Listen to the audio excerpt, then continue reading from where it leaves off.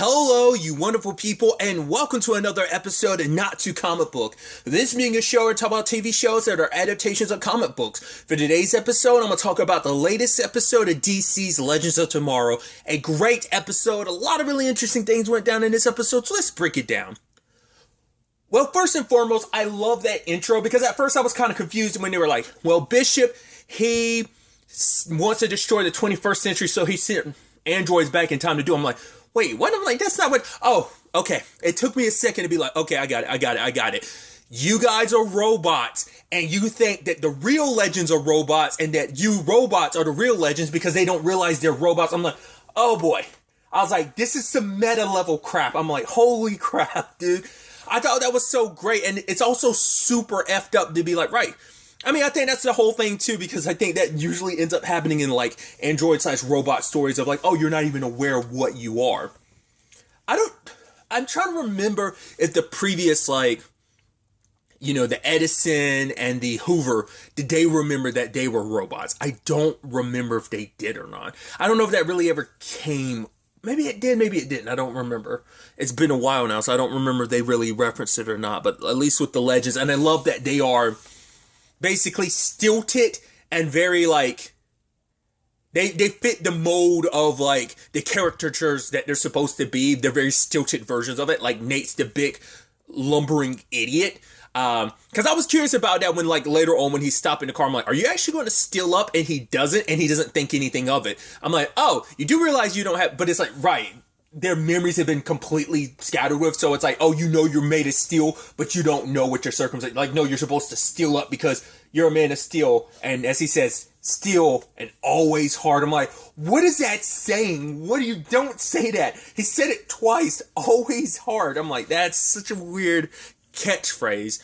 But because I think obviously this episode kind of leans into like the 80s action, like cheesiness, because even the intro is very like, it feels kind of A-Team-ish, but it definitely feels like something of that like era. Like obviously they lean into it even more, make it even cheesier, and it's supposed to be like kind of a parody of something from like the 80s or something like that. But I think that's so fascinating of a setup, and I do like that.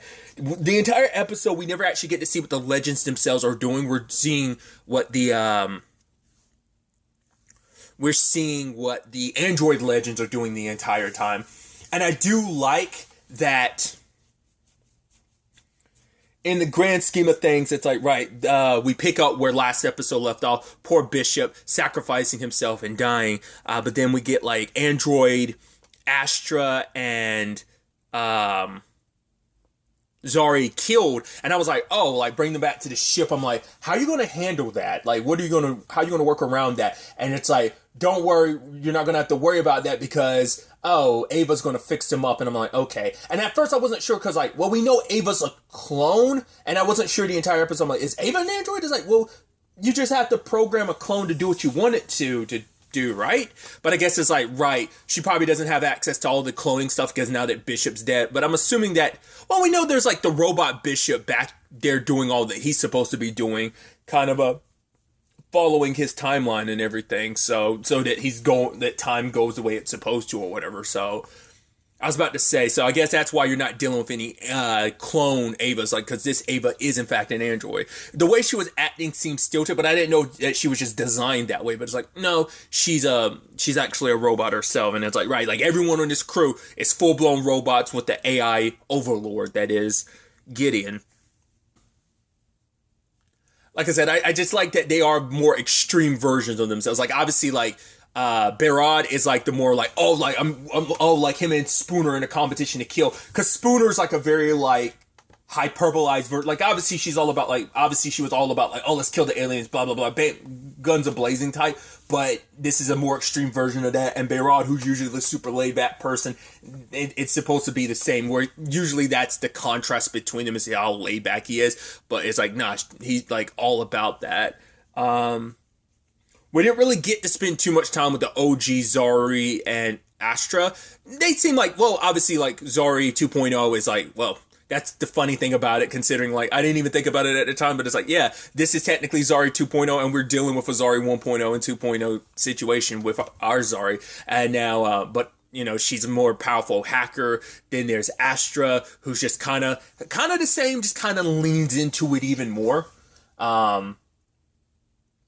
I'm wondering what did happen, and I guess it's like, right, despite all, because I think despite everything, like anyone on that ship, Sarah must have the biggest heart, because regardless of the changes that were made, Sarah's like just instincts as like she's too much like herself, because she was all on board on everything, but then like throughout the episode, she's starting to question everything, like, wait, should we do that? Why are we doing that? Because she's trying to figure out like, wait, it doesn't make any sense. Like the legends are saving people, making sure, I'll save this person's life. Made sure that this person ended up, these women ended up making sure that they got equal pay. Like, it's like, no, it doesn't make any sense. Nate just chalks it out to like, oh, they're trying to save like the underdog or something, all the losers in the timeline or something. And every time they ask Gideon about it, it's like, oh, like time is like cement. And you're like, wait, what does that even mean? I even love that general later on is like, what is it, slow and heavy, or is it, non-stretchable? Like, what is the metaphor actually supposed to mean? And we never actually get an explanation. I guess it's kind of, well, it's just meant to give you something to latch onto, because Gideon doesn't show them the bigger picture. It's just kind of like, right, just telling you like there's ripple effects because of what happens with time, but we never actually find out the full scale of everything. Now, yes, maybe what the legend do will have a ripple effect across time. Will have it a positive effect? Will have it a negative effect? Because that's the thing. You never know the full ripple effects. Even the legends don't know the full ripple effect of what they do. But I feel like Gideon would, because Gideon not being a ship, I don't know if she has the full access to fully process the ripple effect. It's never really come up before now, whether or not what they've done. But it's just that Gideon's set on preserving the timeline. That's her OG programming, and she's so like Skynet about it now. Like she's so OG programming that she doesn't have that human element to account for, like elements of humans caring about people, and that you shouldn't be so just clinical about it, that there is the emotional element to it. Because basically they got sent back in time, actually kind of forward in time to the 80s to basically deal with the whole Chernobyl situation. I was like, oh, that's interesting. Like this mission, which we later on find out is a test mission, was in fact them basically undoing what the legends already did. So that's kind of, actually not kind of, it straight up is super heartbreaking to know that. And they captured a general, and even he's like, yeah, what kind of people would basically willingly kill people? That's kind of jacked up. And it started making Sarah question things, because it's like, no, we are the good guys in this. It's like, yeah, but why? I love that she's explaining, like, we're time-traveling superheroes. The guy was kind of like, okay. And he just kind of accepted it at first, but then, like, as she went on, it's like, oh, you must actually be crazy, because you're talking to your team and everything. But, the whole point, like, a lot of people were already leaving the town, but a lot of them were supposed to die. It's like, no, we didn't, you're supposed to die because you're the main person, but all those other people weren't supposed to die, so we didn't kill them. Oh no, they're dead. And it's like, wait, what? Yeah, those weapons that Spooner and Bayrod were shooting, they're basically little radiation guns. It's like, wait, and that's the jacked up thing. He was like, wait, you kill people with cancer? I'm like, oh, that's horrendous. If I'm not mistaken, do correct me, wasn't there a messed up joke like that in Harley Quinn, where it's like Harley was hurting a guy and she basically killed him with accelerated cancer or some shit like that? I want to say there was something like that in a Harley Quinn cartoon. I don't remember.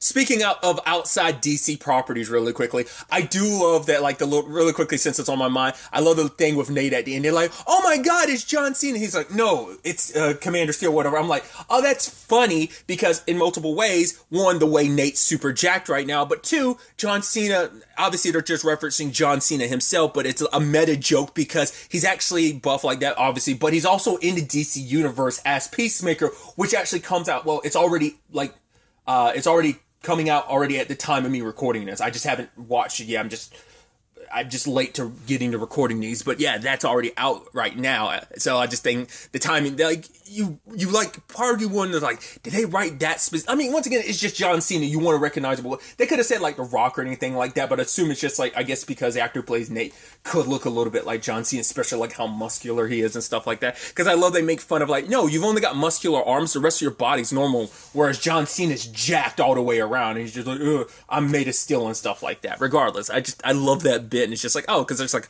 a meta level to it.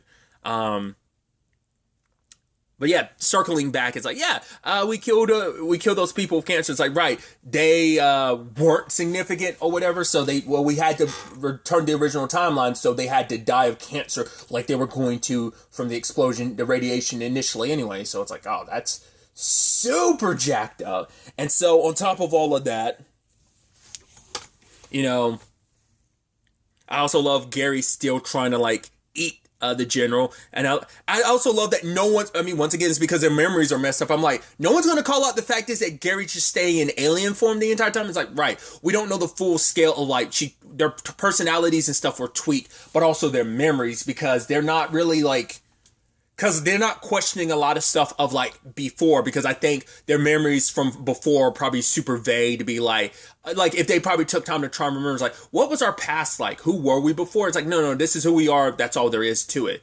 I don't know if it's supposed to be a thing of, it's like, right, we came together and that's all they remember, because they never really get into the nitty gritty of what they know and what they remember. Like, because later on, Zari's hacking the stuff, the CPUs, and finding out about their memories and all the, like the past, because it, you know, so it's like, right, Sarah's past about being an assassin and becoming a legend and everything that they've been through isn't there in those characters, in these androids. It's just like, right, their mission, and that's all. They're, I guess, programmed to not think too much about it. Once again, makes you wonder, because everyone else seems like a 1.0 except for Astra and Zari. Sarah's, it seems like she's a 1.0 as well, yet somehow she's the only one that like became self-aware. Because she's the only one that became self-aware enough to fight back against like the programming, especially because initially Zari's under depression, like, oh, like the fact is that Ava's like messing with our memories and stuff like that, because Sarah, thinking something's up, like, oh, I'm going to be a brand new person, took out her IV, and Sarah being Sarah, because the thing is, they're androids, but they're meant to feel pain because it's meant to continue the illusion of them being human, which is ironic considering, like, well, for one, Ava isn't human. She's a clone, and then Sarah isn't human. She's got part human DNA, but she's also a clone. She's also part alien. So it's like, yeah. So it's just ironic. But it's like, yeah, like she saw a joint being removed, so she's like, oh my god, like what does that mean? And then still thinking like, no, it's just like her Ava messing with our heads. But then like Zari looks into it, it's like, nope, we're the androids. So when Sarah was sent out on an assassination mission, which I love, they're like, right, how's she going to kill her? Bow staff, ninja stars, or the thigh technique, which is kind of like one of her go-tos. But it turns out, because this lady is a survivor of the radiation, like everyone else came back into town because they faked the commercial by threatening the general's family. And even he's like, yeah, what kind of messed up thing is that? He said, yeah, they're not significant to the timeline, so we get to kill them. Which, once again, I think is ironic too, because considering that's why Rip chose the OG team of Legends in the first place, because they had no major impact on the timeline, was the whole point, which, ironically enough, they've had the biggest impact on the timeline, you know? So I think in the grand scheme of things, they've had even larger effect than Barry Allen has, and he's done a lot of changing of history with all the time travel he's done, but the Legends obviously being on a consistent time traveling adventure and shenanigans ensuing, like it puts them on the up and up on like how much they've changed history compared to Barry, even though he's had drastic effects on everything, regardless. But like I said, Sarah's not too keen on like, right, do we really have to kill? We're not really going to kill his family, right? And then Nate and them were like, maybe. Like Nate's kind of flipping his hand back and forth. It's kind of like a 50-50. Everyone else is like, no, we're kind of down for it. But going back to the point, this scientist, she escaped, and it seems like, once again, Gideon saying like, oh, the ripple effect that she's going to sell like that nuclear weapons or whatever, to like the technology and the knowledge about that to someone else. It's like, right, that's, at first I was like, wow, did she really do that? I was like, oh, that is kind of like the ripple effect of what you, it's like, but no, when Sarah's and like interrogating, it's like, oh, I got this poison, I'm gonna kill you. And it's like, right, what I'm actually trying to do is sell some knowledge that will actually make it so that radiation decays a lot faster. So what happened in my town never happens anywhere else. It's like, right, she's trying to do good, and Gideon's trying to stop her because it's having too much of a drastic, positive or not, it's not the OG timeline. The OG timeline must be protected. It's almost like on some sacred timeline type of stuff. But, you know, it's like, right, what the legends do is kind of for the better. Once again, we still don't know, like, maybe there is some ripple effects down the road that aren't all good, you know? So, which that could be an issue where the legends could kind of bump into that issue this season. Maybe, maybe not. Maybe it's going to be like I'm like, every choice they have has a positive thing. Or even if it does have a negative situation, there's a positive, the positives outweigh. I mean, obviously, like, there's ways to skirt around it where it's like, right, you know, Zari found some loopholes in the past, especially with the Helena of Troy situation. She found a loophole around that. So, you know, there could always be loopholes where you keep the timeline the same while also changing things for the better in certain regards. But ultimately, Sarah decides, like, right, she's going to fake the lady's death. She's going to take the intelligence and it's like, right, she faked the lady's death. Like, obviously, she messed up when she missed, and even Nate was like, whoa, she missed. She never misses. And then Ava's like, she never misses. And so they were super suspicious of her the entire time. And so her and Zari ultimately end up figuring it out when they, like, it's like, right, Ava's not the one controlling, because they're thinking like she's controlling Gideon, but it's like, nope, she's an android as well. It's like, right, Gideon's the one in charge of all of this, you know? And so she's like, I'm gonna get to the team, I'm gonna talk to them, and her way to talk to them is like to hold Ava at knife point, and it's like, cool, tell them the truth. And then she's like, all right, she just blatantly tells them, like, that's super suspicious that you're just all about like telling the truth now. It's like, right, you guys are all androids. It's like, wait, we are, like, every aspect, like, the fact is of me wanting to like kill all the time is like, that's not me being a like strong idiot. It's like, yeah, but she's like, right, we don't have to be what they programmed us to be. We could be whatever we want to be. Like, obviously, we were just built after these humans and modified to be what they want to, that they manipulate us. But it's like, no, you know, because it's all about like, oh, they're like restoring destiny and stuff like that. That's kind of a spiel that they're, well, spilling earlier on, which once again is interesting too, considering like, hey, which part of a part of the legends is the Paragon of Destiny, Sarah, who's also wielded the Spear of Destiny. It's all reciprocal, all kind of is all connected. But she's trying to give them their own destinies. It's like, right, we don't have to do this anymore. We can't stop the legend. The legends are actually the good guys. That's why, like, Gideon won't give us the full scope of everything. And Zari goes to shut her down, but then she's like, right, I can make you even smarter. I made the mistake of not telling you everything. I can give you the full picture. Now, the question is, it doesn't seem like she reprogrammed her, but it does seem like she gave her like, oh, I can give you an upgrade. I now can give you access to everything too. And so Zari betrays Sarah by being like, no, I get the full picture now. So, but the question is that the real full picture? Because obviously Gideon's been kind of lying to you up until now, or is she really giving you because I think that also makes Zari go like, right, I see everything for what it really is. I finally see the bigger picture here. We can't let emotions get the best of us. It is for the, but it's also like, right, she appeals to the others because their instincts to be like, oh, what, no, could you make me better than B? Can you make me better than her? And it's like, oh yeah, I can do that. And Nate's like, because they're all on board with it, you know? They like, once again, like, Sarah's the only one who had the growth of being just beyond a robot. It's like, no, I can do this. I can be, we are the bad guys, and then, they're the good guys. And then Nate was like, but we're the better guys, because it's like, right, because we are better than them. Like, because at the end of the day, they are human. They're letting their human emotions get to them. Whatever the case may be, even if we're robots or whatever, the fact of the matter is we are better than them and we are superior than them. So, like, if this is our mission and everything, then we're going to see it through. But it's also like, right, why she was the outlier? Is it just because, once again, I think it's just parts of who Sarah is that even with the programming and stuff like that, she's still so true to who she is that that part of her can't be killed, you know? I mean, she found herself again after the whole Lazarus Pit thing, the bloodlust situation. She found herself after that. So it's like, through and through, Sarah always finds her way past whatever circumstances have kind of put her in a situation to be, oh, this is who you are, and she morphs who she is. She gets to change, you know? So, which isn't to say the rest of the legends haven't changed, but I think that just speaks volumes. Like, maybe it's just like, to make her a good captain, it brought out too many of the qualities that make Sarah Sarah, and it made her android counterpart too much like her, like too human, which is, you know, what ended up happening to Gideon, being affected by the legends too much and becoming very human herself.